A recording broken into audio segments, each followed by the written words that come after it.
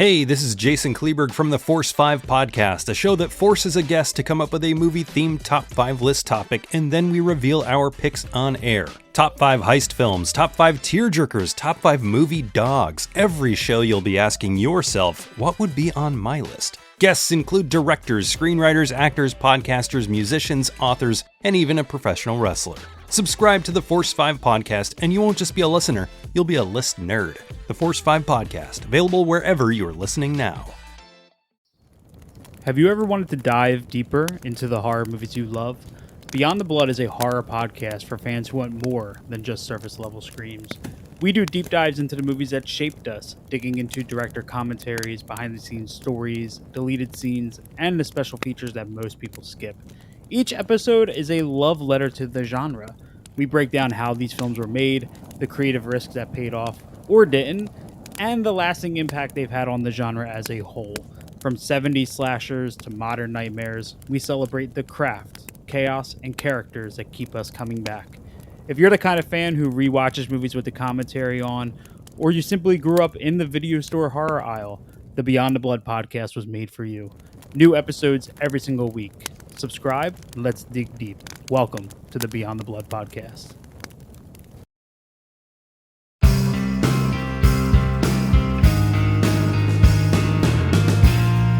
Weirding Way Media.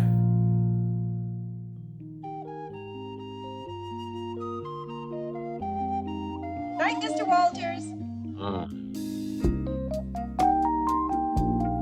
You see that guy over there? Now, he's an actor. The guy on the phone, he's a prize fighter. Me, I'm a cab driver. I'm the only cab driver in this place.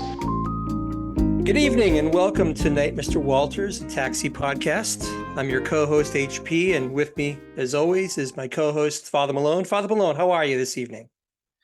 HP, I need you to know something right now. I do not record on January the 8th.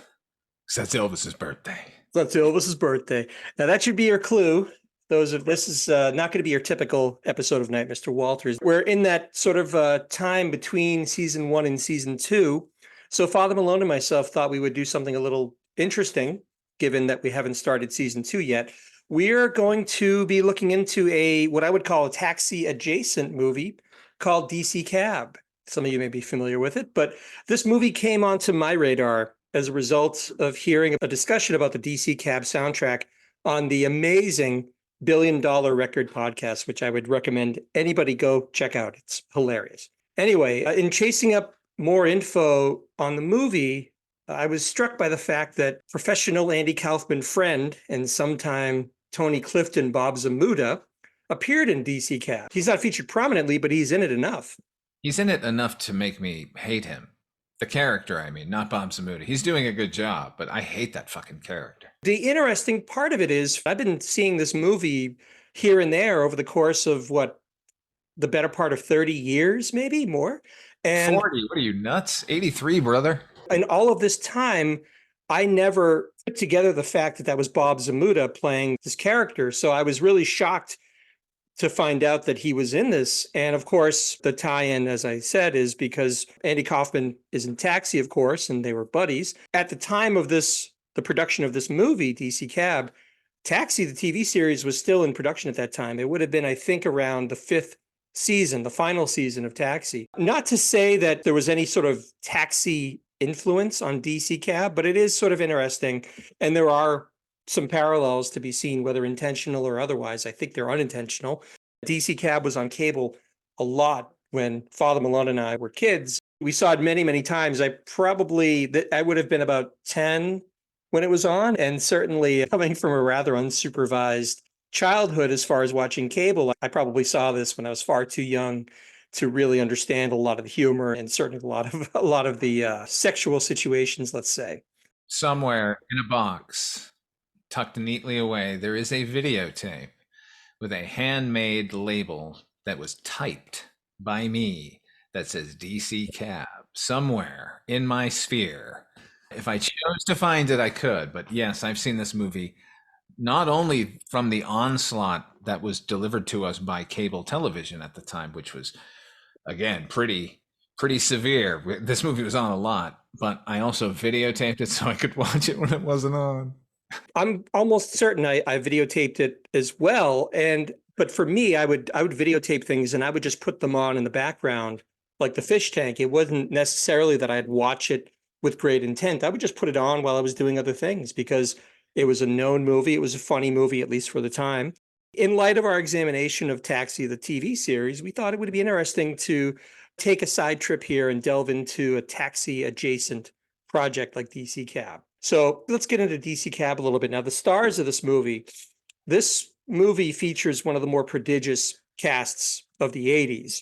Oh, it's an ensemble, baby. It's actually a remarkable ensemble when you look at it. We have Max Gale, who, of course, is best known as Wojo from Barney Miller. Mr. T, which we'll talk a lot about coming up. Adam Baldwin, who was in My Bodyguard. That's what I know him from. Gary Busey from just being Gary Busey, the nut. Oh, come on, stop that. Gary Busey, Academy Award nominee for the Buddy Holly story. Yes, he's in this movie. This is true. And I would actually say that his role as Joshua in Lethal Weapon, I thought he was very, very good in that because it was playing against type, right? Are you implying that Gary Busey is not a fucking phenomenal actor? I'm implying that the Gary Busey, the character, has supplanted Gary Busey, the excellent actor. Right. Well, I maintain that up until, God, I can't remember the title of the film with Rutger Hauer, the Surviving the Game. Up until Surviving the Game, we still get focused, good performances from Gary Busey. After that is when he becomes Gary Busey, the woohoo, I'm crazy all the time guy. I think that's fair. Actually, Surviving the Game, was that the one with Ice-T where it was sort of like the most dangerous game? It was an update. Yeah, that was a good movie. It is a good movie. Ernest Dickerson directed that. Goddamn right. Spike Lee's longtime cinematographer. Frequent director of photography of Tales from the Dark Side. Yes, he probably made his bones as a director on Tales from the Dark Side, right? Certainly did. So in addition to Gary Busey, we have, I would say, a very young, but let's face it, all the actors in this are really young. Bill Maher is in this. He's so baby-faced. It's funny. Unlined and weird looking. And it's very easy to forget because he's been Bill Maher, the talk show host and Firebrand for so long that he was a comedian and he was an actor. He made a go of it. So it was shocking to see him in this. I forgot that he was in it. House 2, he's in House 2, The Second Story. Or that he was in Cannibal Women in the Avocado Jungle of Death. Bill Maher was out there. He was working, man. His smugness has finally swallowed him up. But for a long stretch in the 80s and 90s, I was a big fan of his. Starting here, I think. I would totally agree with you there. For a time, he was a welcome, sardonic presence in film and on TV. And I think you're right. I think his ego and his sort of shtick swallowed him up, and now it's indistinguishable from the real person. It's become the person. So also we have Charlie Barnett, which we'll talk about. There's some really interesting stuff with Charlie Barnett. Otis Day from Animal House, Otis Day and the Knights. He's in this movie. Paul Rodriguez. Love Paul Rodriguez. Remember fucking Paul Rodriguez in the 80s? He had a sitcom. What was it called? AKA Pablo. AKA Pablo. Yeah, I remember that was like a very highly touted series. It went nowhere. So you have these really up and coming comedians like Rodriguez and Barnett and Maher, but you also have Whitman Mayo from Sanford and Son, Grady, and you have this might be the debut of the Barbarian brothers, David and Peter Paul. I could be wrong about that. Gotta love those barbarians, man. Marsha Warfield is also in this movie. We could mention her. Jill Sholin. I don't know. I think it's Sholin. Sholin. Well, I'll go with Sheldon then. She's a huge 80s mainstay. She's a horror maven extraordinaire. She never gets mentioned, but she was a big scream queen. One of my favorite sort of discoveries as I was rewatching this is the dispatcher, Miss Floyd, is played by an actress named Gloria Gifford, who you've seen her. She's been in a bunch of stuff, but for me, and maybe for you, Father Malone, I most fondly remember her as the airport security officer in This Is Spinal Tap, who stops Derek Smalls when he tries to go through with the foil wrapped zucchini, when she says, "Do you have any artificial plates or limbs?" Yeah. That's Gloria Gifford, which I love it. There's a few discoveries I made during watching this, and that was one of them. And DeSalvo is also in this movie. I'm sorry, I'm just remembering the cast, and you're not naming a bunch of them. And I just need to mention some of them because they're all real good. This is a true ensemble movie. And DeSalvo actually appeared in Taxi eventually. We will see. She plays, I believe she's like Tony's fiance or eventual fiance or something. I think they That's get paired right. up. That's right. They do go out, and like she's his equal. Like she's basically the female Tony. Yeah, she's very tough. I think that was her stock in trade at the time. She was a tough talking New Yorker. I want to talk a little bit about Charlie Barnett because I confess I didn't know much about Charlie Barnett before or even going into this movie. And then I did a little bit of because I wondered, he's so prominently featured in this movie, but you haven't, I can't even think of another role that he's had, a prominent role. What are you crazy? Oh no. I remember him very prominently on Miami Vice. See, I didn't watch Miami Vice. Multi-episode, and I thought he was going to be a huge star as well because he is prominent in this movie and he's very funny in this movie. And I'm sure you're gonna spill the SNL beans here. You know exactly what I'm getting into here. He was a young comic on the rise in the late 70s in New York. And he auditioned for SNL in September 1980, and evidently then notorious producer, Gene Dumanian. This is Lorne Michaels has finally left SNL after his 4-year run, and Gene Dumanian, his assistant, right, at the time? Yeah. Yeah, she gets to take over the show and has to restock the cast, and ends up, some of them were pretty good cast members. I mean, she did pick Joe Piscopo, who ended up being a good cast member. She picked Gilbert Gottfried, who never got a shot on the show, but he would have been good. And Tony Rosato, was that her? I think so. It was Denny Dillon was another one of the cast members. Piscopo, Charlie Rocket, Gilbert, right? Charlie Rocket sadly faded. He'd like to know who the fuck did it. So that was the Charlene Tilton episode. I just rewatched that recently. She came into SNL in a very unenviable position. But anyone who's read any of the many books that have been out about the history of SNL knows that I said she was notorious, and she really was. I think the nickname that the cast members had for her was the Ayatollah Dumanian, among other things. She was looking to hire, as part of this new refresh of the cast, she was going to hire Charlie Barnett. But Barnett he had very poor reading skills. I guess he was next to illiterate. He must have been dyslexic or something, that's also a possibility, It's possible. I mean, we're talking 40 years ago, 50 years ago almost, that it's possible that he had, who knows what he had going on, but he had very poor reading skills and he was tremendously self-conscious about it. So he didn't show up for his second audition, and lo and behold, Eddie Murphy gets hired in his place. Barnett would harbor great jealousy towards Murphy for years and years because he always believed that his spot on SNL and his eventual rise to fame should have been his. He might have a case, actually, because Eddie Murphy was going to explode no matter what happened. It's an interesting what if, because who knows what might have happened with Charlie Barnett. So what I also found out was Charlie Barnett was Dave Chappelle's mentor. Dave Chappelle was also a young comedian, didn't have a lot of experience. And Charlie Barnett's thing was he would go and perform outside. He would perform, I think, in Central Park, and he would pack them out outside. And he actually brought in Dave Chappelle, taught him the ropes a little bit, how to, I'm not going to say he taught him how to be a good comedian, but Chappelle has gone on record as saying that he was a big influence on him. And in fact, before Chappelle walked away from the Chappelle Show, there was a deal in place to do the Charlie Barnett biography, a film biography of Charlie Barnett that he was going to be involved in, if not star in. When Dave Chappelle walked away from everything and just quit the show, that project went away with him. What a brag. I'd like to watch that movie.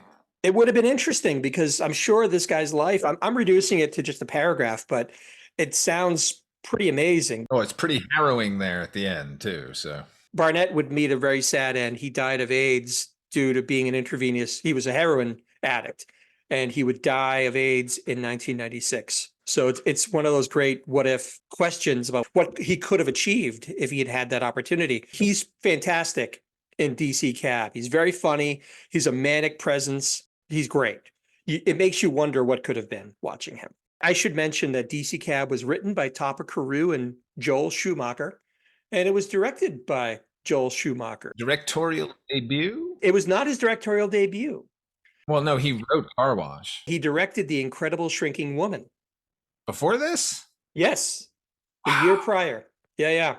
This was only the second major film directed by Schumacher, the first being 1981's Incredible Shrinking Woman with Lily Tomlin. He would, of course, become a prominent director in the mid to late 80s. And into the 90s, he directed, well, St. Elmo's Fire, The Lost Boys, Flatliners, Falling Down, many, many others. Batman.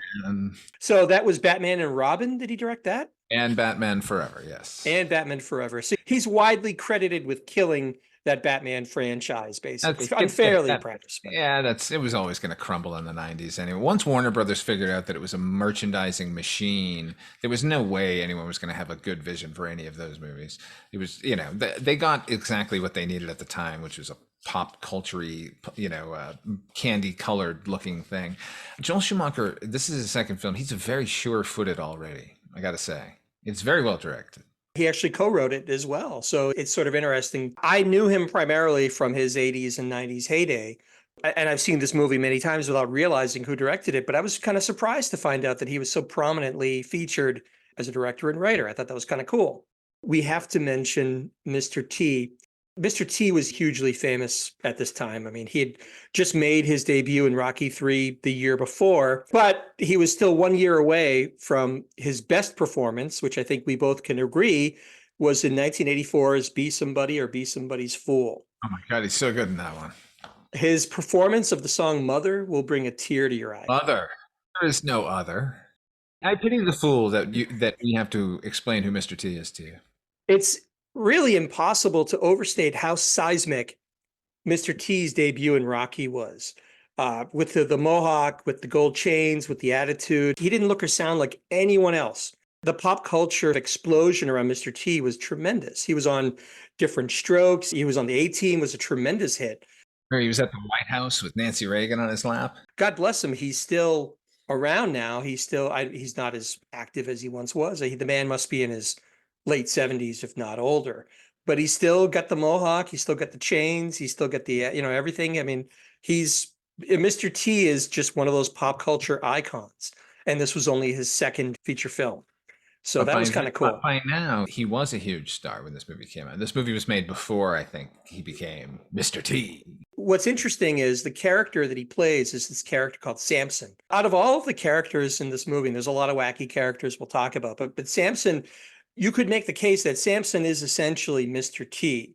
Oh, yeah. They picked the right character for Mr. T to play in this movie. He effectively is playing Mr. T. So I couldn't imagine Bill Maher in this role and Mr. T and Bill Maher's. It really does play to all of Mr. T's foibles. He's relentlessly positive. He's dressed just like Mr. T is in real life. He is concerned about the drug dealers and the pimps in his neighborhood, and he's trying to make something better. So this is really the Mr. T, the public persona depicted in a movie. You could forget about the name Samson. He's playing Mr. T, that for all intents and purposes. I saw an interview with him for this movie where the interviewer said that she was disappointed because he has so many young fans and this is an R-rated film. And Mr. T vehemently agreed with her and said that he did everything he could to talk to the director and the producer to cut out the foul language because that was what was getting them the R rating. But he's at least proud to know that his character was upright and forthright. Like he went through the mud, but I came out clean. That was an actual quote. The character of Clubber Lang, his debut in Rocky III, the thing that put him on the map is probably the thing that's furthest from the person that he at least likes to portray himself as. Here's a question. Yeah. If any team had to hit first and he had blown up as Mr. T and gotten the serial and the cartoon series, would he have accepted the role of Clubber Lang after the fact? Like had Rocky III come after? Like see, Rocky III was in 1985 and they said, we want to get Mr. T to be the villain in this. I bet he would have said no. He probably would have said no because a cynic might say that he's just doing this to portray, who knows what he's like in real life. But I actually really suspect, I don't know the man, I've never met him, but I suspect that he is like that in real life. He's somebody who's very conscientious, likes to portray himself in a certain light. And that's actually a very interesting question. I agree with you. I don't think he would have done Rocky 3. It is such a heavy character and a scary character, really. I mean, he's very much a villain in that movie. There's no doubt about it. He basically kills Mickey, right? People will say Drago, but I think Clubber Lang was the most frightening and fearsome villain in the Rocky universe. He was, and it was like the perfect time for that perfect actor and the perfect part. It was really it was an interesting confluence of events that took place that made him into this superstar who is still known and recognized today. Hey, woman. Hey, woman. He really, I mean, even as a kid, I remember seeing that movie. He was a scary dude. He was tough. He didn't care. He was proudly defiant, and he whooped Rocky's ass. HP, do you have a prediction for the fight? Pain. Do you remember when Mr. T first got celebrity before Rocky? He had won a strongman competition. It was like a big deal. It had been televised and such. I heard that it was like a bouncer. It was like a toughest bouncer competition. I've never seen it. Yeah, that's what I mean. I don't. Maybe I mistitled it necessarily, but yeah, the world's toughest bouncer, basically. I knew that that's what he did for work. He was a bodyguard and he was a bouncer. And believe me, if I saw somebody being guarded by Mr. T, I'd stay the hell away from them because that dude looks tough and he's big. Separate from this, I don't, just coincidentally, I was going down a rabbit hole and I found Mr. T famously did a WrestleMania. I think, was it WrestleMania 3? Yeah, I know. It's WrestleMania. It was the original. No, baby, yeah. Oh. Hulk Hogan, Mr. T versus Rowdy Roddy Piper and Mr. Wonderful Paul Orndorff. For Christ's sake, HP, know your history. I don't, but what I do know is the night before, Hulk Hogan and Mr. T were co-hosts on SNL. No, when you laugh, your little things there, they go, Bambi. Fernando's Hideaway. What I had been curious about is the cold open for that episode was they had just done We Are the World. They recorded it just recently. Oh my God, yes, the Prince sketch. Right. I am also the world. That's exactly right. So Prince didn't make it to We Are the World. And if you watch, there's this documentary on Netflix, which is actually pretty good, by the way, Father Malone. If you have, it's not long either. But the word at the time was Prince had to bail out a bodyguard because he'd gotten into some trouble. So the cold open for SNL was what you said, I Am Also the World. It featured Billy Crystal as Prince.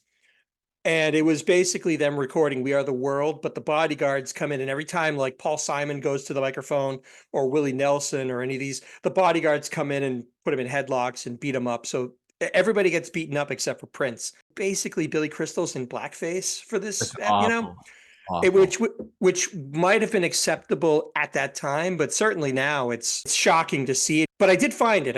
I thought maybe the internet had erased all vestige of existence, but it is there. You can find it. It's not very funny, but you do get to see Mr. T and Hulk Hogan in their prime, which is kind of cool.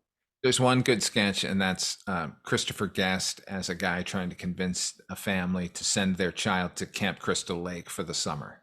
I don't remember that. It's a Friday the 13th thing? Yes. Oh, okay. I'll have to try and check that out. Featuring Hulk Hogan as Jason at the end.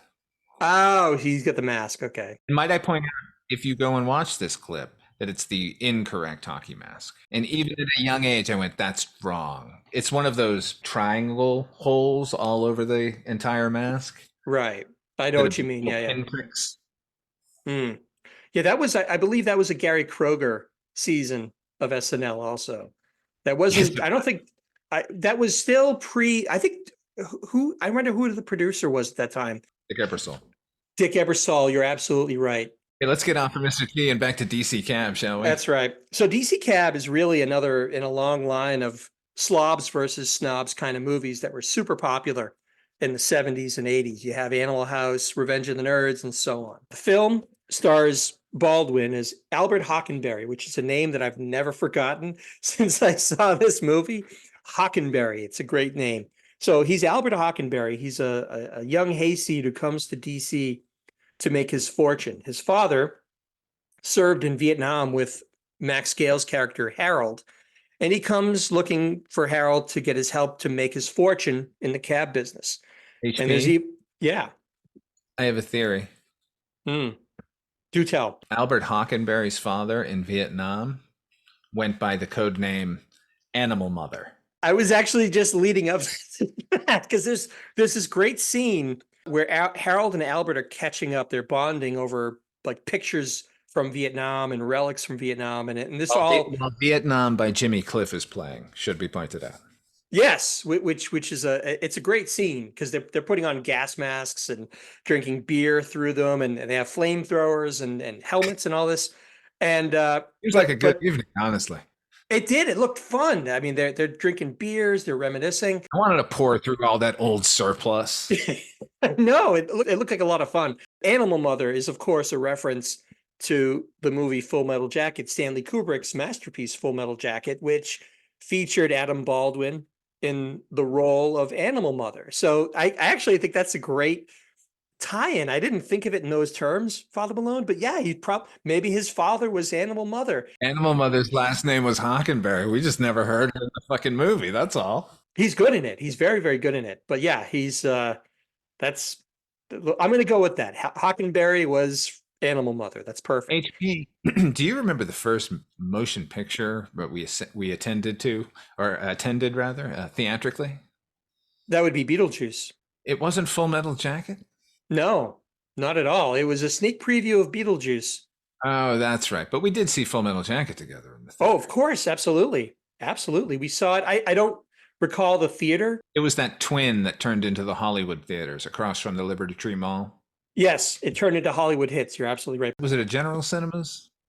It could have been. I couldn't tell you for sure. It's also where I saw the feature film Superman. I saw Superman as well, but I saw it. There was a cinema in Peabody near the North Shore Mall. That's where I saw that. Oh, yeah. Another 2-screen. Yes, yes. DC Cab is filled with broad and over-the-top performances by eccentric performers. I have to say, Max Gale gives such a grounded, soulful performance as Harold. It's almost like he's in a different movie entirely. Don't you agree?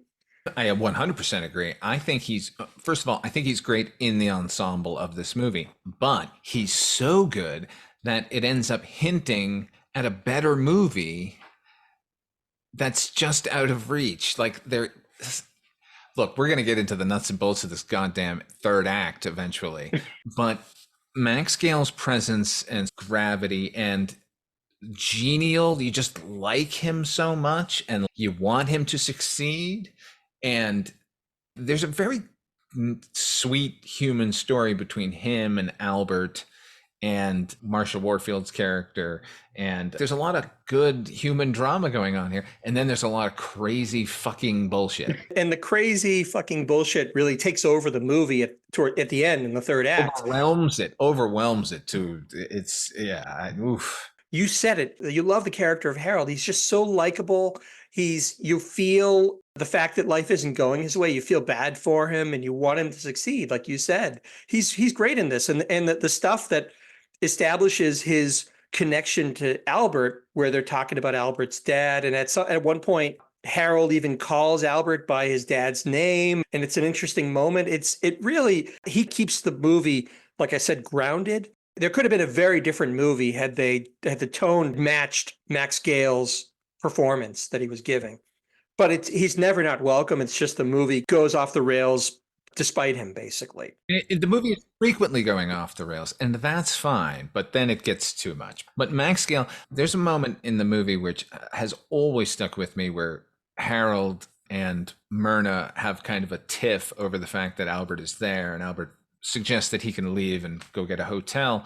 And Max Gale says, as long as you're in DC, you're staying with Myrna and me. And he seems so heartfelt, like, you can always live in this house. It's just part and parcel to what we're saying about Max Gale. And this sort of not really DC Cab performance going on in the rest of DC Cab. And he's the kind of person that you would want as your boss. Somebody who would go to bat for you. We'll talk about it, but he basically gives everything he has and more to try and get the company to succeed and to bring everybody along with him. Max Gale is so underrated, and he's really fabulous in this movie. Harold owns this ramshackle cab company, and it's populated by the kinds of characters that one only ever sees in movies. These are these actors that we've been talking about. Gary Busey plays an unhinged cabbie named Dell, but really he's just playing himself, or at least what we've grown to expect from Gary Busey, the kind of crazy, you never know what he's going to do.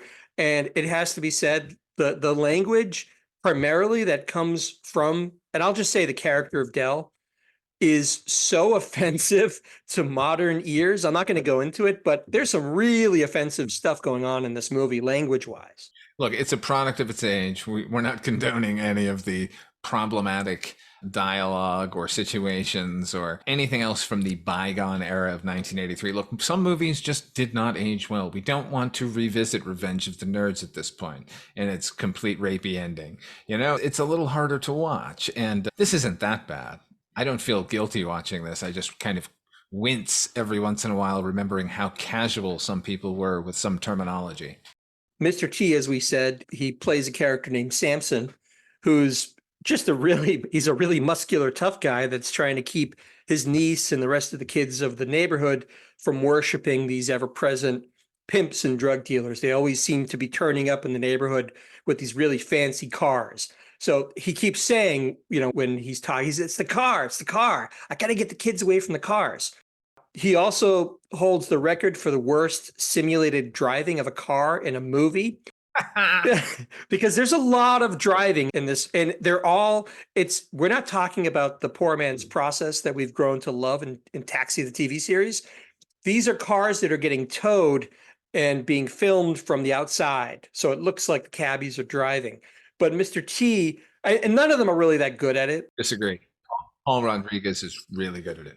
You think he's good? Maybe I didn't focus on him enough. Yeah, Paul Rodriguez is good. Everyone else is bad. Although I will say either Peter or David Paul driving backwards is doing a good job, because they never stop looking forward and backward and forward and backward to see where they're going. That's a good point. I didn't give him enough credit for that, because he does. There's a scene where the cab can't drive forward, and the whole scene takes place, and he's talking to Albert while driving backwards down the streets of DC, which is actually, I'm laughing at it because it's kind of a funny scene. A good scene. They're good in it. They're charming, those two. They're such a punchline because they were the Barbarian brothers, and they made all these really bad direct-to-video movies in the 80s and 90s, but they're affable. That's the best I can say. They're affable. Bill Maher, he plays, I guess he's a frustrated musician named Baba. Yeah. And I only know that because there's a scene where he's supposed to be playing like a synthesizer in the garage to convey the fact that he's got all this talent, but he's wasting it as a cab driver. Yeah, he's like an electronic kind of a musician. He's trying to break through in the music scene. Like, I don't know, somebody like Giorgio Moroder. We're going to get to him too. Whitman Mayo, as I said, he plays an eccentric street person named Mr. Rhythm, who speaks in riddles. He'll go up to one of the cabbies and they'll give him $1 and he'll tell them some sort of fortune or a riddle. Don't let your dick run your life. Right. Or the one that I always remember is Albert says, "Oh, what's the good word, Mr. Rhythm?" And he says, that can make you will also break you. If you make it through the night without committing suicide, you're doing okay. I guess nowadays he'd be called an unhoused person. He lives in a derelict cab outside the garage. He's got it made right there. He takes everything, all the forgotten, lost and found stuff out of the cabs. He's doing all right. Everybody loves him. Otis Day from Animal House, like I said, he plays a Jamaica-obsessed Rasta cabbie named Bongo. Listen, he's not Otis Day here. He's Dwayne Jesse still here. I think he was credited as Otis Day. Right, incorrect. Sorry, I got to go to IMDb. You're certain of this? You're willing to stake your reputation on this? I will bet you something or other on that. Yeah, it says Otis Day on IMDb. Oh, as Dwayne Jesse. Okay, you're right. I guess I watched the actual movie with the credits. Speaking of credits, yellow credits. There's a little Taxi sort of tie-in, but it has one of my favorite credits of all time, Mr. T's credit, which comes up as Mr. and then it scrolls RST and then stops on T. Oh, that's cool. The credits were interesting. Some of them are like little stylized stencils that will be spray painted, and then the person's name is left behind. It was actually kind of cool. Yeah, those credits are just like, we are the 80s, motherfuckers. They scream 80s, absolutely. Doing it around the clock. Another amazing casting discovery I made was at one point, there's a ski masked robber who keeps mugging Marsha Warfield's character, who's called Ophelia. And eventually, Albert foils the robbery attempt and the robber's arrested. The robber was played by a man named Dennis Stewart. He was Craterface from Grease. The Scorpion's doing here. I was like, wow, that because his mask is ripped off at one point. He was all over every 80s television series, the action wise. I know he probably tangled with Mr. T a few times on the A-Team. He probably did. He had a sneer and he had a lane that he was very good. And there's another Taxi tie-in because he raced Danny Zuko for Pink Slips in Grease with Jeff Conaway, Bobby Wheeler from Taxi. So the hits just keep coming. See that, folks? We're not just dicking around here with doing a DC Cab episode. We're tying it back to Taxi. This all works. DC Cab's main competition in the movie is the Emerald Cab Company. Ooh, I hate them. It's an upscale garage. They're emerald, so they have green everything. The cabs are green. They wear these green satin jackets instead of the traditional yellow checker cabs. And this is where Bob Zamuda comes in. Bob Zamuda plays a character named Cubby. Perfect name for that character, right? The blowhard. He's the real Cliff Clavin. Like if Cliff Clavin actually existed, he would be that guy. Oh, that's a good call. He's very officious. He drives for Emerald, and he really delights in keeping the DC cabbies in their place. He has a partner, but I don't know the other actor's name. I've seen him in other things. Jim Moody. Jim Moody? I believe it's Jim Moody. Okay. What was he? What else was he in? Do you know? I don't know. I remember him being something where he was very earnest and very nice, whereas as opposed to here where he's not very nice. Bob Zamuda, like when in his opening scene, like makes fun of Max Gale's character, makes fun of Harold because he was in Vietnam. He's singing the fucking Green Beret song at him, like taunting him. Like what a dick. They're constantly trying to poach Marsha Warfield's character Ophelia away from DC Cab. Like they'll go to the equivalent of Mario's in DC Cab where they go to have breakfast. And these two sort of slimy Emerald cabbies will come over and go, Ophelia, when are you going to come over and drive for Emerald? Get away from these suckers. And she is under a lot of stress because, as I kind of alluded to, Ophelia is constantly getting mugged by this one guy in a ski mask. And it's taken her to the breaking point. And at least in one case, she says she's going to quit. I think that's the scene you were talking about, Father Malone, where... Yeah, between her and Harold. Charms her back. Let's go have a drink and talk about this. Harold is barely keeping things together, trying to keep the garage afloat. They're constantly under pressure from the head of the hack bureau. He keeps trying to shut the garage down. The hack investigator.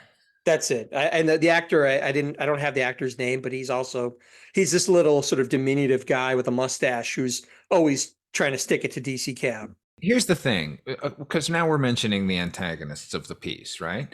These are the antagonists. Where they go in the third act of this fucking movie is absolutely bonkers. It's like, I know Joel Schumacher was totally sober at this point in his life, but what the fuck, man? But up to this point, the plot makes sense. The garage is under threat of being closed down.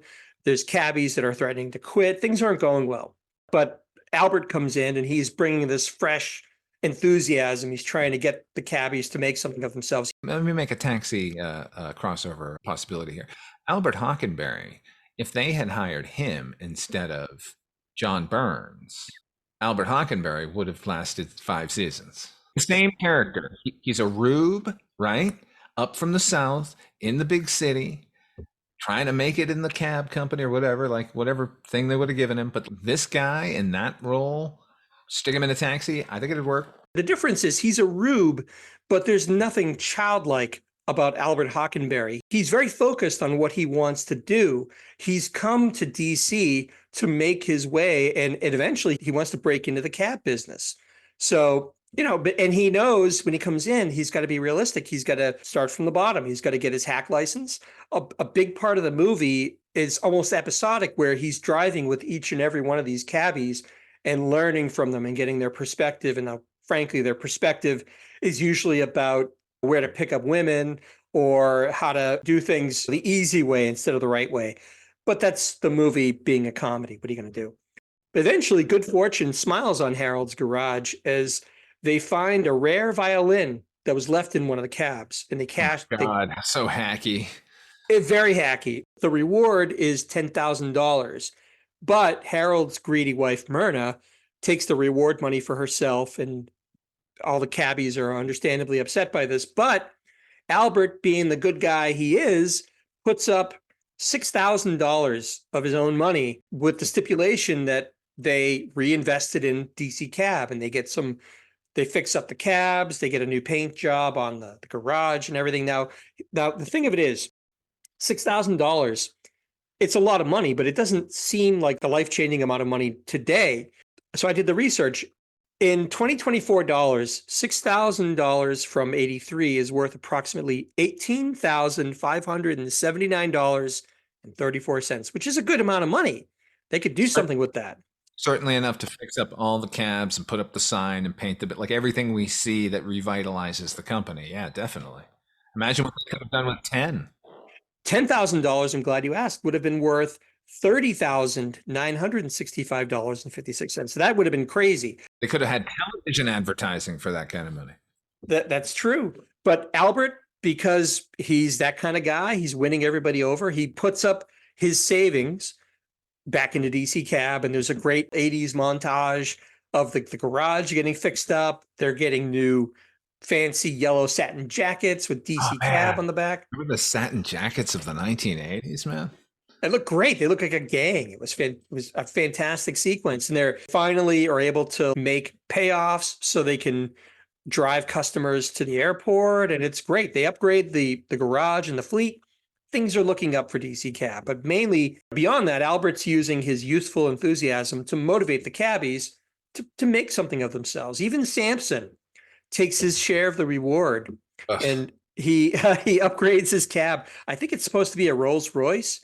It's a Rolls Royce cab kind of smashed together, and he drives it to the neighborhood where the drug dealer is parked. And of course, all the kids now flock to Samson. He smiles because he's doing good work or whatever. You haven't mentioned the best feature of the car, which is the little bubble dome on top that says DC Cab is shaped like the Capitol building, and it has a little airplane on a spindle that's spinning around the Capitol building. All the rest of the gold filigree nonsense that he's plastered all over the cab is unnecessary. All he needed was that plane. So things are looking up, like I said, and here's where the third act comes in. Trouble strikes. Now, this is DC.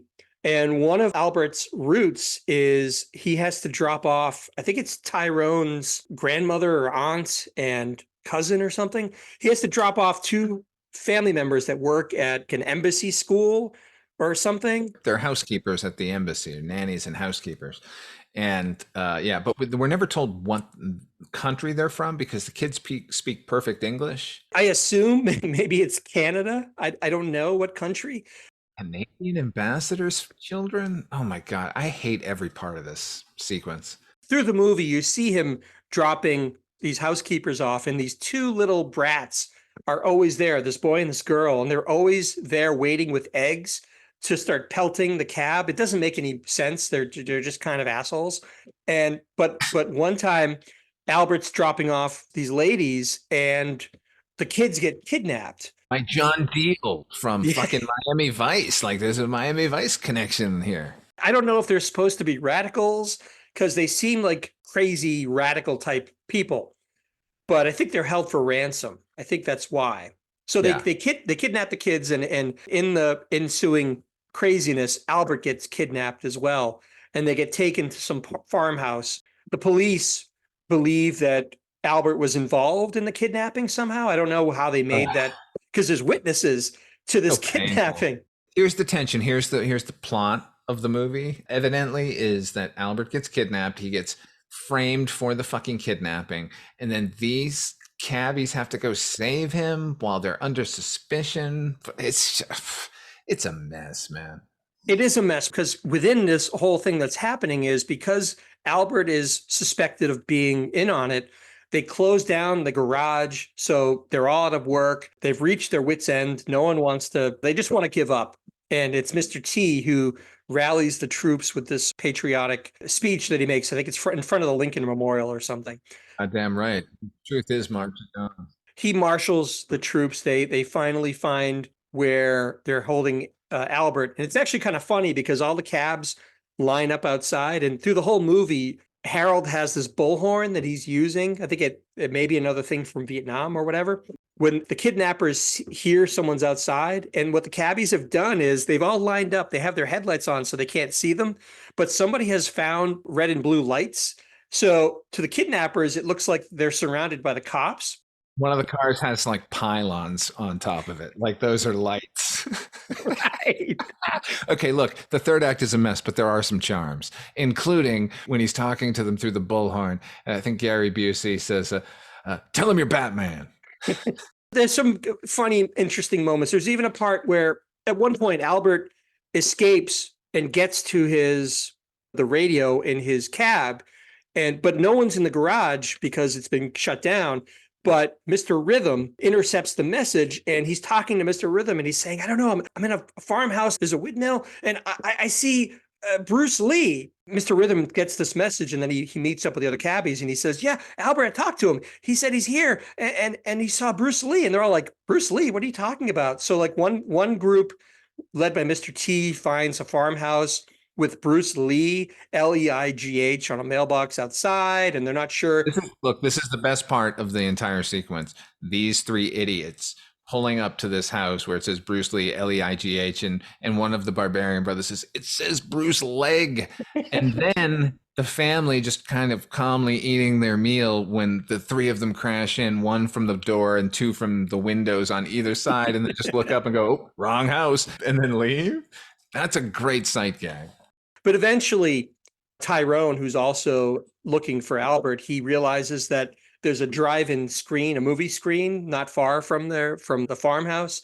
And you see him, he's screaming, Bruce Lee, Bruce Lee. And you see on the screen, I don't think it's a real Bruce Lee movie. It is absolutely not a Bruce Lee movie. They realize that the farmhouse is in view of a drive-in cinema not far. So anyway, craziness, hijinks ensue. They end up rescuing Albert. It's a high-speed chase. They pull him through the window in the van that he's being held in. Eventually, they rescue them. The kidnappers get arrested. Everyone figures out what was really happening. And the movie ends with, it's a literal ticker tape parade in D.C. to honor DC Cab. Not the original ending, I understand. If you notice, the Barbarian brothers, through the whole movie, have beards. But for this parade, they are clean shaven, and it's my understanding that there's some parts of the movie that either weren't filmed or are missing that explain why they're all of a sudden clean shaven, but that might go towards what you're describing. Yes, evidently the original ending of the movie took place at the White House, where Irene Cara is performing and has invited Tyrone, who invites the rest of DC Cab. And that was the sequence. So it was her performing the title song while they're all there together, and that's the end. And then they decided they wanted something more dynamic after the movie had been already shot. So when they got back, the Barbarian brothers were clean shaven, and there's nothing they could do about that. That makes sense. I should mention, we didn't talk about this. We'll talk about the soundtrack in a minute, but you did mention Irene Cara. Irene Cara, who at the time was red hot. She had done a bunch of movie soundtracks. She won an Oscar for the theme to Flashdance, I think. She was the star of fame, man. That's true. She was super popular, and she had all kinds of songs on the charts. She appears in the movie as herself. The character of Tyrone is obsessed with Irene Cara and ends up picking her up, taking her to her hotel. And I guess to your point, they have made a connection. Maybe she would have invited them because she says, I'm singing at the White House, but nothing else becomes of it. On the cutting room floor, like the famed ending of The Shining. Was it filmed though? I guess it might. Okay. There is a still. I haven't seen any footage of it, but there is a still of Irene Cara in like kind of a red dress performing that's attributed to the film, like was a promotional shot that was released. Oh, makes sense. Actually, while we're talking about Irene Cara, we might as well talk a little bit about the soundtrack. The soundtrack for DC Cab was by Giorgio Moroder, who really was on a remarkable movie soundtrack run of his own at this point. He had done Flashdance, Cat People, Neverending Story, Top Gun. They all either were spearheaded by Moroder or heavily featured his contributions. Electric Dreams also he did. My God, forever in Electric Dreams. I just heard that the other day. It's crazy. Danger Zone, Lamal's Never Ending Story, What a Feeling. These are monster soundtrack hits. Soundtracks were routinely in the top 10 of the charts. Call Me, Debbie Harry, man. Giorgio Moroder did that? Yeah. Was it Call Me? Yeah, Call Me from the Richard American Gere, Gigolo. Paul Schrader movie, yes. In addition to his contributions to electronic music in general, he was super hot as a soundtrack producer. We're always in good hands when you saw Giorgio Moroder's name in the credits, It was, in fact, when his credit came up here, I was like, I lost my mind. I was like, whoa, what a treat. I had no idea. I will say, aside from the songs that are recorded for the soundtrack, like you have like El DeBarge does a song and a few other bands, but the instrumental music, I don't know about you, I found it really, really shrill and kind of annoying. There's a lot of like, like as cars are racing around.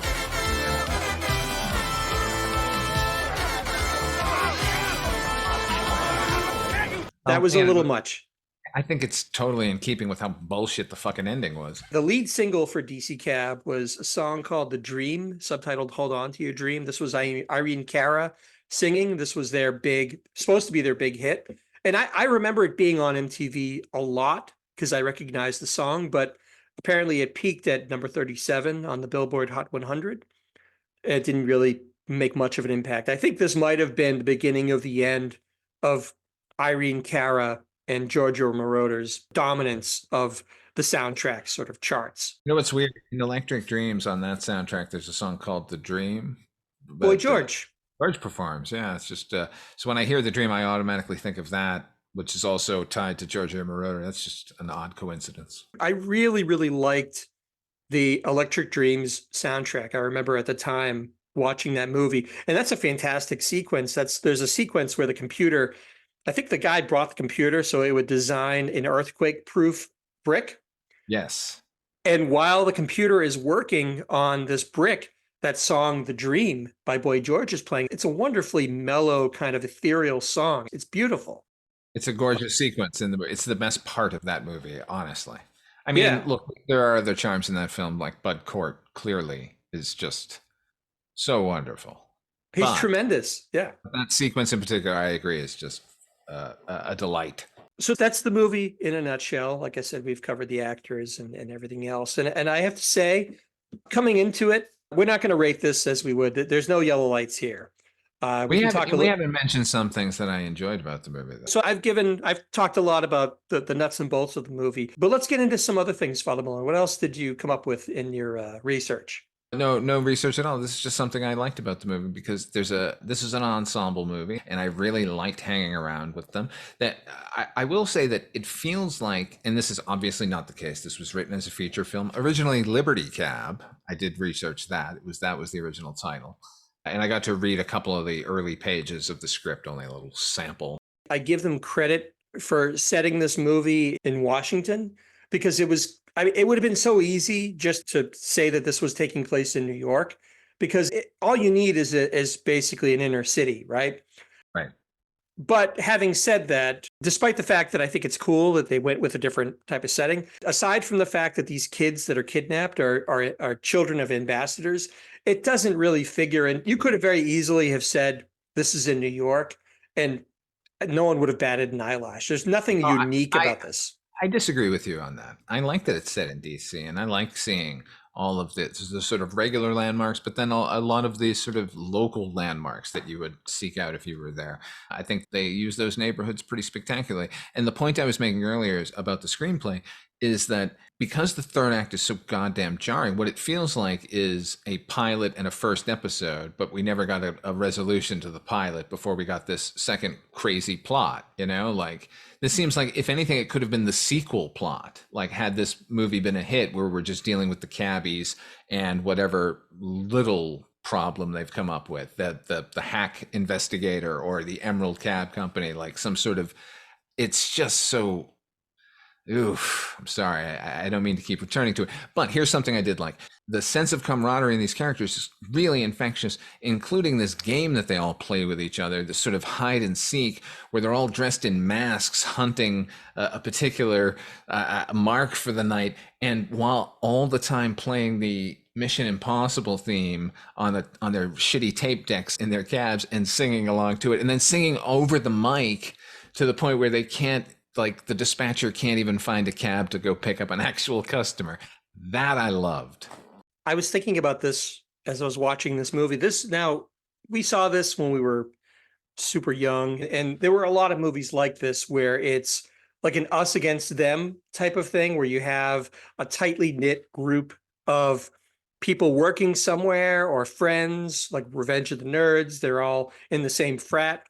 And this kind of, in a weird way, this kind of warped my thinking of what it was going to be like once I got a job later in life.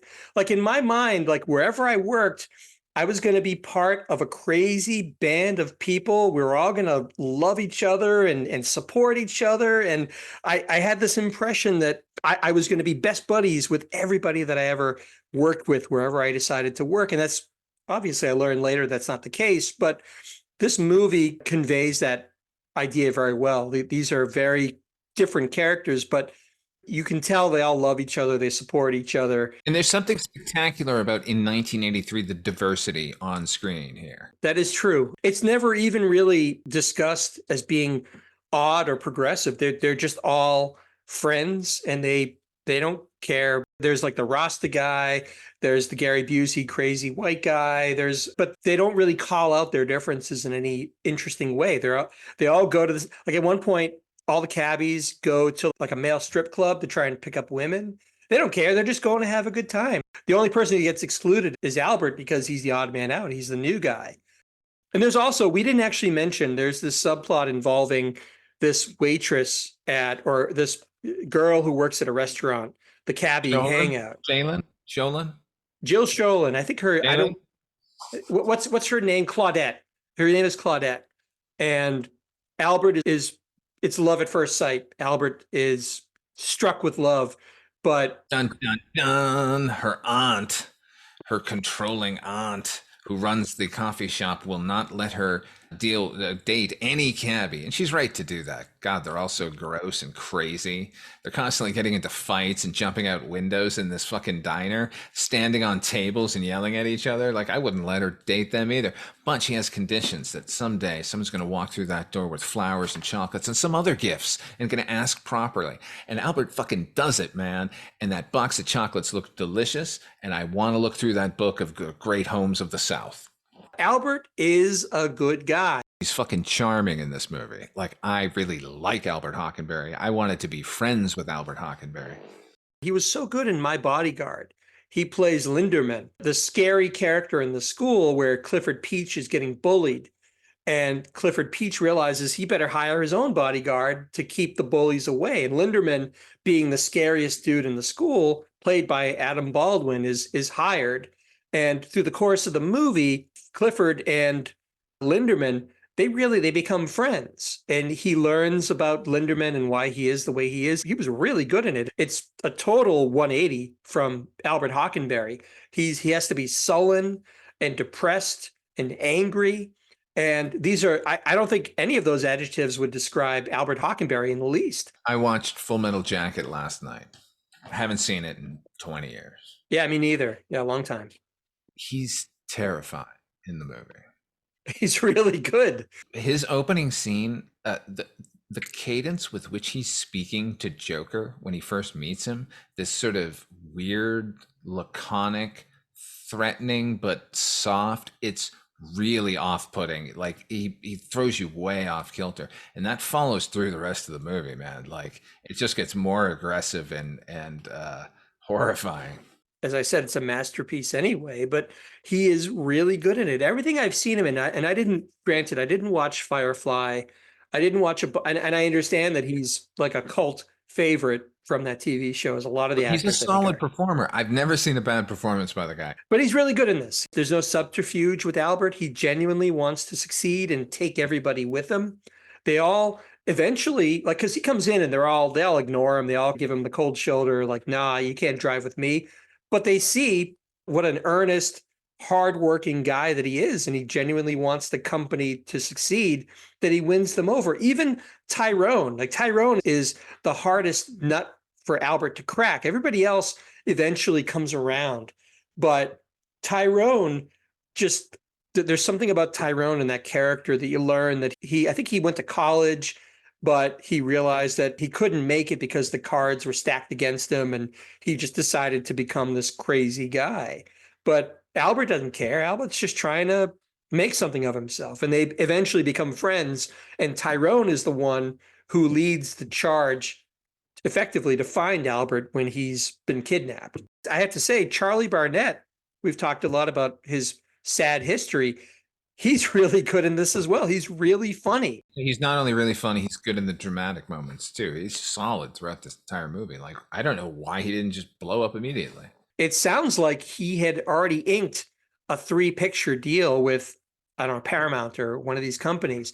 I just don't know what became of it. Was he just too crazy that maybe people didn't want to work with him? Or I don't know. But I do wish that Dave Chappelle's movie biopic of Charlie Barnett had gotten off the ground, because I think there's a really great story there. There's a tremendous what might have been with this guy.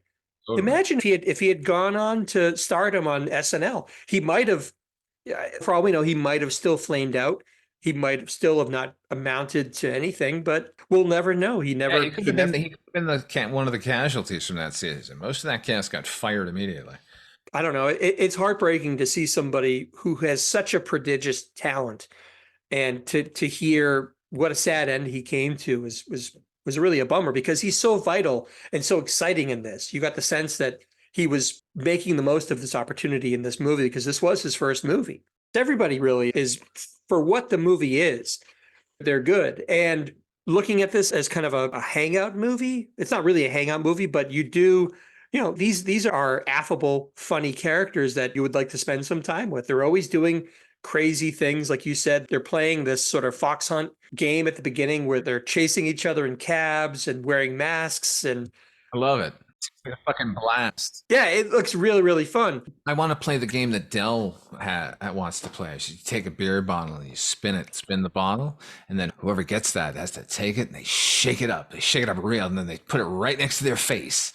I don't think that's in the script. I think that's just Gary Busey bringing that, That's the thing. We have the benefit of 40 years of Gary Busey antics to look back on. And honestly, I wasn't kidding when I said that it seems like he's essentially playing himself in this, which is funny because he's had other parts. Like he was in, like, I can't say that about Point Break. He was fine in Point Break as the cop. In this one in particular, it just feels like that's who he is based on seeing him in the public eye over the past 20, 25 years or so, It's not a stretch. I could see that being something that wasn't written. Maybe Schumacher's like, hey, remember that story you were telling me, Gary, about, what you used to do with the kids in the neighborhood? Why don't you throw that into the scene? I guarantee you it emanated from Mr. Busey in some way.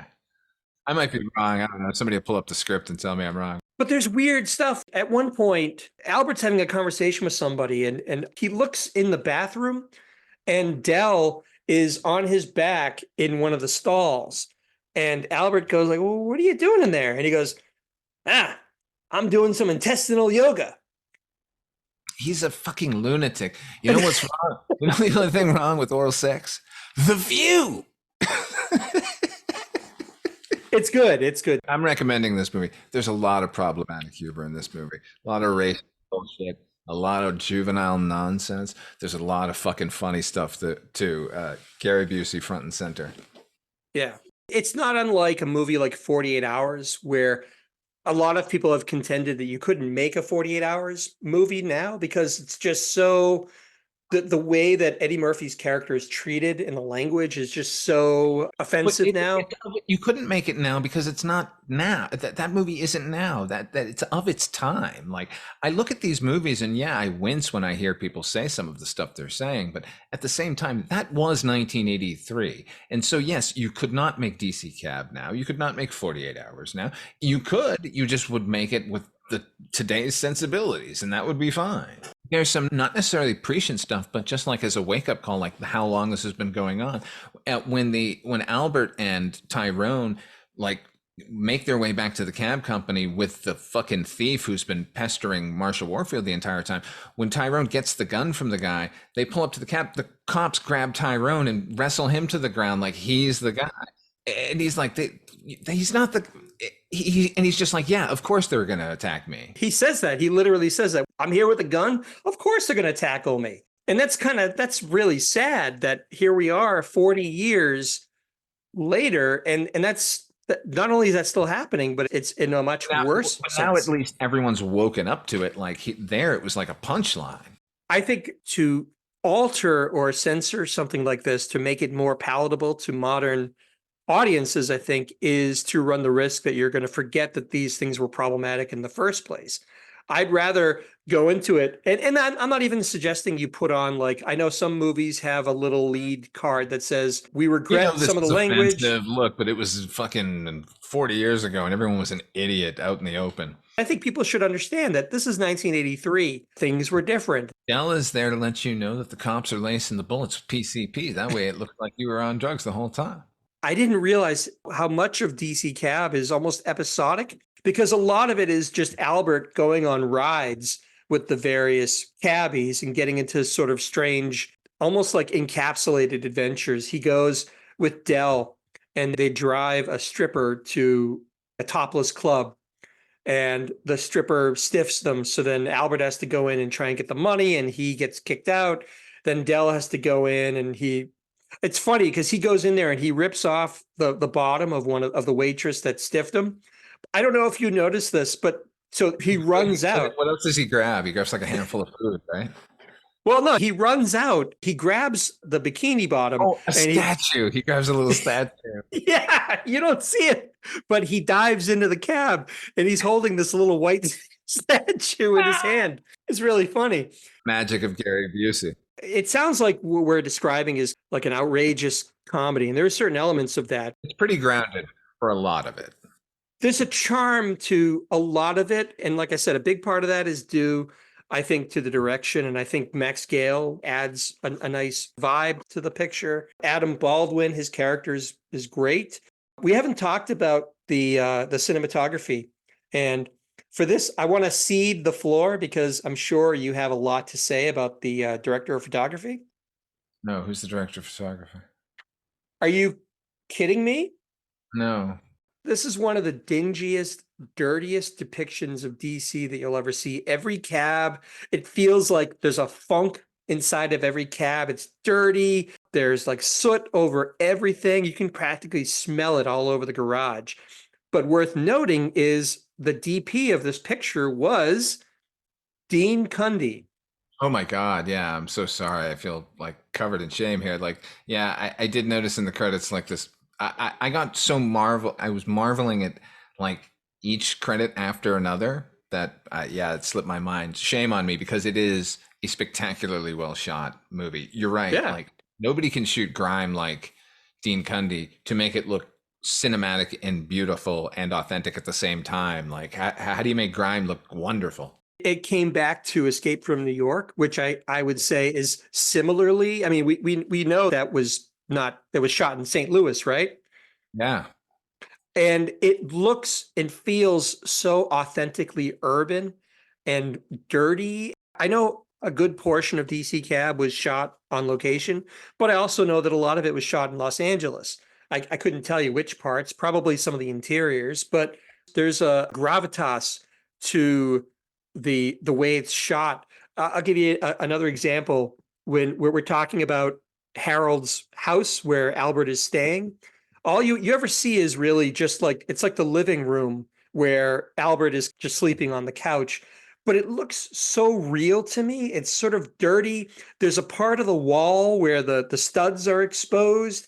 It looks like a lived in crap house in the middle of the city somewhere. I'm now thinking of like 3 different Dean Cundy movies where he shot night scenes. So Escape from New York, which is so spectacular and like bright in a way, like all of those streets are like very well lit, but realistic.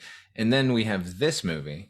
And then we also have Back to the Future, which features a bunch of night scenes. Each of them are so delicate and wonderful and perfect and of the movie. Like I couldn't necessarily say that that's Dean Cundy's style on each of those movies because they're so well suited to each of the films. He's fucking fantastic, man. Like, why is he not more well sung? I mean, I don't know what his if he's won any Academy Awards. I would hope so. But if not, at least he should be up for like a Lifetime Achievement Award, purely for his work with John Carpenter, if nothing else. Hey, man, he shot The Thing and Roller Boogie. You know what I'm saying? Like, he's fucking fantastic. Like, I don't know. We should start a Cundy cast. We were talking about Back to the Future. It couldn't be more different than The Thing or Escape from New York, but it serves the picture so perfectly. And I would say the same thing is true for DC Cab.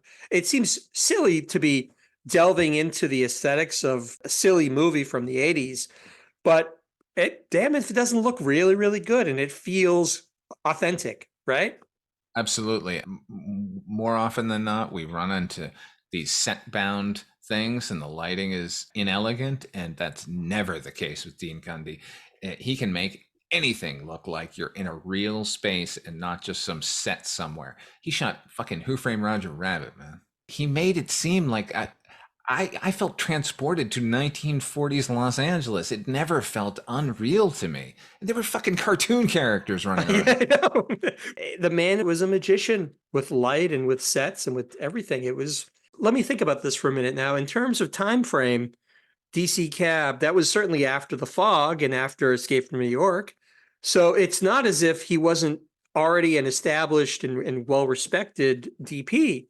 So I think it's actually kind of marvelous that he would do like a movie like DC. I mean, I'm sure it's a job and he likes to get paid, but it's not like he coasted on his abilities. It looked and felt great. Whatever the other shortcomings of the movie are, it looked and was shot beautifully. Clearly, here's a man who just likes to shoot movies and fucking does not matter the genre or the budget. If he's interested, he's going to go. And thank God he did for so many, many of my favorite movies of all time. I came into rewatching this movie, and I feel like I've said similar things in our taxi discussions, but I came in thinking, I'm sure this is just going to be a juvenile thing that I fondly remembered as a kid, but maybe it doesn't hold up. But and there's certainly aspects of that. I'm not going to sit here and say that this is like a Citizen Kane of the 80s, but I will say, and we started to mention this a little earlier, is if you can see past some of the more juvenile and offensive bits of this movie, there is a charm. And the cast is wonderful. They're all young, and some of them really surprisingly good based on what they've done after the fact. I was charmed by this movie in a way that I wasn't expecting to be. And I don't think that was just purely nostalgia. I think, looked at it on its own merits, I think it was actually kind of a successful movie for what it wanted to be. What did you think, Father Malone? Yeah, I agree 100%. I knew even as a child, there were portions of this movie that were ridiculously juvenile, Animal House, like, let's shock the audience because that's what they like. But there's also, like, you and I have spoken on Chris Stashew's podcast, the Culture Cast, about the film Heaven Help Us. Similar kind of thing where there's a sweet movie in there and then it's kind of surrounded by Porky's like humor because that was the style of the time.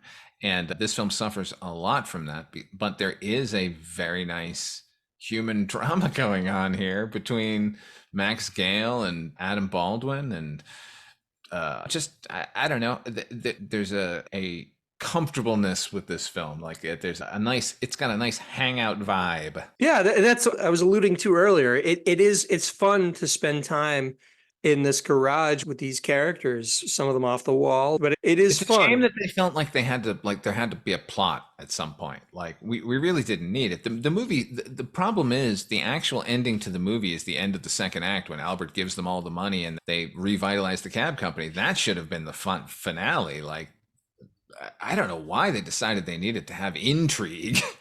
You said it. It really went off the rails when you introduce these ambassadors' kids and Albert getting kidnapped, and now it becomes a race to save Albert. It didn't need that.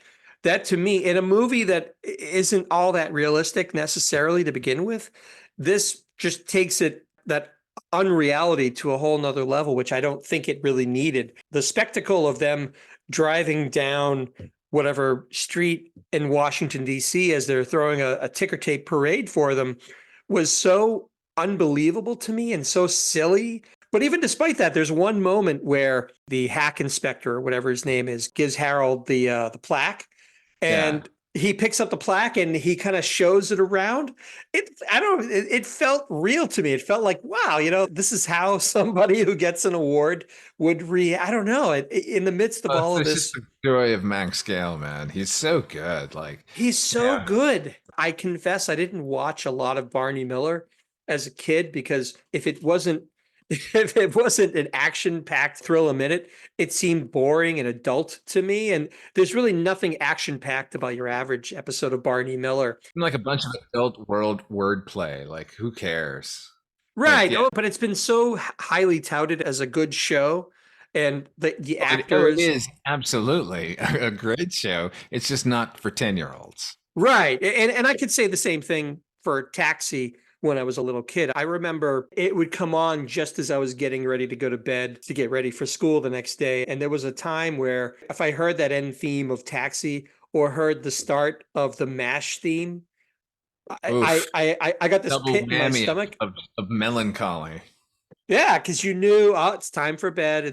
I'm going to wake up and it's going to be school again tomorrow. So there was a time when that was antithetical to fun for me, but maybe I should go back and watch Barney Miller and catch up on Hal Linden and the rest of the group, Steve Landisberg, wasn't he in that? Sure was. He was. Steve Lagoda. That's right, Fish. He was in it. Our pals over at Weirding Way Media have a Shabby Detective podcast about this. No, that's the Columbo podcast. That's but Columbo. They also have a Barney Miller podcast. They do. Oh, okay. I'll Yeah. have to consider checking that out.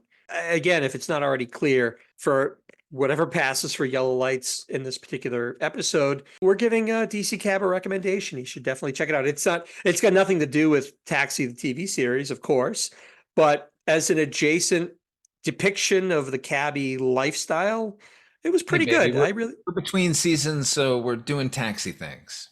We might do a taxi driver. Who knows? I think that'll do it for this particular special episode of Night Mr. Walters. Father Malone, when you're not discussing obscure 80s comedies, where can people find you? You can hear me over at Weirding Way Media. I host a show called Midnight Viewing, the horror anthology podcast with Mike White and Chris Dasher, where we discuss, we're now starting to discuss Tales from the Dark Side. We've got our first Tales from the Dark Side episode coming up, where we have an interview with Robert Draper, who's the director of photography for like 16 episodes. And that's where you can find me, over at the Midnight Viewing. I am also proud to be part of the Weirding Way Media Network. You can hear me on the Noise Junkies podcast with myself, Father Malone, and Mondo Heather's Heather Drain. You can also hear I've done a few things here and there for Father Malone's Dark Destinations podcast, which I would encourage you to check out if you love great audio drama. I have a Bandcamp site, hpmusicplace.bandcamp.com. If you want to check that out as well, I'd appreciate it. But otherwise, thank you so much for listening. Please feel free to subscribe to the podcast, write a review, rate us. We would love to hear from you in any manner that you choose. For myself and for Father Malone, thanks again, and we will see you again next time.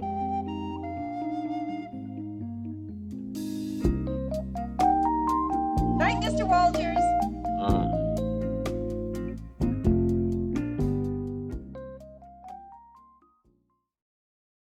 Hello and welcome to Tumbleweeds and TV Cowboys. My name is Hunter. In this podcast, I'll be joined by a different guest each week to discuss a classic Western movie or TV show. I've been a fan of classic Westerns for as long as I can remember, and in recent years, they've become very nostalgic for me. I love the aesthetic, the tropes, and I love seeing different filmmakers' takes on them. At their best, they're incredibly entertaining, rewatchable, and some of my all-time favorite movies are Westerns. We'll mostly focus on Western movies made in Hollywood, but we'll also be covering spaghetti Westerns, and one thing I'm very excited to get into are Western TV shows. I've got some amazing guests coming on the show, film professors, historians, and podcasters. And Tumbleweeds and TV Cowboys is part of the Someone's Favorite Productions podcast network, and many guests on the show will be from other shows on the network. Thanks for listening. Are you a film fan who loves the ultimate home video experience? Look no further than The Disconnected. Your host, Ryan Verrill, is your go-to source for the latest and most accurate information on home video releases, exclusive interviews with industry insiders and filmmakers, and has established a thriving community where every film and physical media enthusiast feels welcome. From hidden gems to blockbuster hits, The Disconnected brings you insider knowledge and a welcoming space to share your love of cinema. Watch every Thursday night at 9:30 Eastern, 6:30 Pacific for the live announcements show and follow The Disconnected on social media to stay updated. Subscribe to The Disconnected on YouTube or on the podcast provider of your choice and dive into a world where every movie night is an adventure.